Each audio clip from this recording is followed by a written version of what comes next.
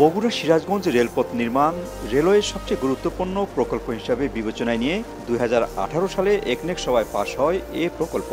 ভারত সরকারের অর্থায়নে এটি বাস্তবায়ন হওয়ার কথা থাকলেও পরবর্তীতে অর্থায়ন না করায় মুখ থুবড়ে পড়ে প্রকল্পটি।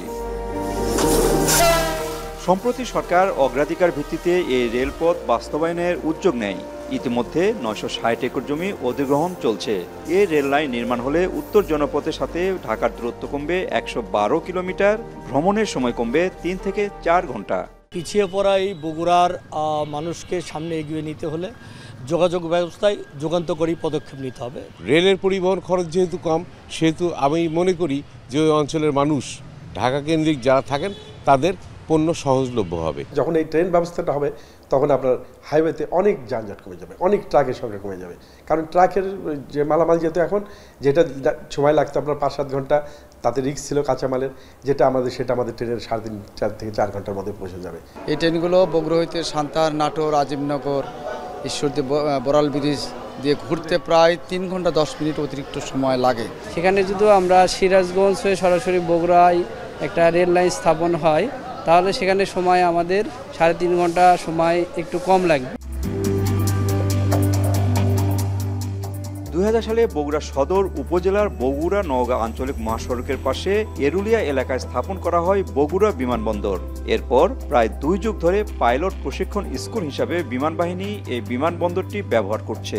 অন্তর্বর্তী সরকার এই বিমানবন্দরের রানওয়ে বাড়ানোর বিষয়ে উদ্যোগ নিলেও তা থেমে আছে। যোগাযোগের স্বার্থে জরুরি প্রয়োজনে এই এয়ারপোর্ট চালুর পরামর্শ সুধী সমাজের।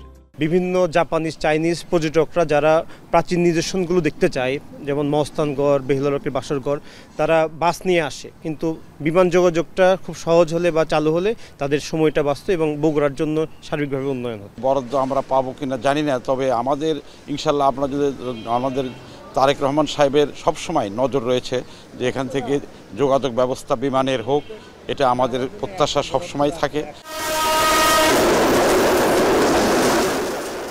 বগুড়া সিরাজগঞ্জ রেল রুটের অগ্রগতি দৃশ্যমান থাকলেও বিমানবন্দরে রক্ষণাবেক্ষণের কাজের পর আভ্যন্তরীণ বিমান চলাচলের জন্য বর্ধিত রানওয়ের ভূমি অধিগ্রহণ কিংবা অর্থ বরাদ্দ কিছুই হয়নি বলে জানান জেলা প্রশাসক। বগুড়া বিমানবন্দরটি হচ্ছে 3টি ফেজে এটা বাস্তবায়ন করার কথা ছিল। তো তার মধ্যে ফেজ 1 অলরেডি বাস্তবায়ন হয়ে গেছে। বগুড়ার জনসাধারণের জন্য হচ্ছে আনন্দের খবর বয়ে নিয়ে আসবে যখন ফেজ 2 বাস্তবায়ন হবে। ফেজ 2 মানে আপনার রানওয়ের সম্প্রসারণ। এটা 4500 ফিট রানওয়ে আছে। এখানে যদি 6000 ফিট এটা দীর্ঘ করা যায় তাহলে এখানে কমার্শিয়াল ফ্লাইট ওঠানামা করতে পারবে। শস্য ভাণ্ডার খ্যাত উত্তর অঞ্চল যোগাযোগ ব্যবস্থায় সবসময় অনুন্নত। পণ্য পরিবহন থেকে আরম্ভ করে যাতায়াত ব্যবস্থায় প্রত্যেকটি ক্ষেত্রেই প্রতিবন্ধকতায় পড়তে হয় এই অঞ্চলের মানুষের। তাই নতুন রেলপথ এবং বিমানবন্দর স্থাপনের মধ্যে এর সমাধান খুঁজছে এই এলাকার মানুষ। বগুড়া থেকে মাজেদুর রহমান, এখন।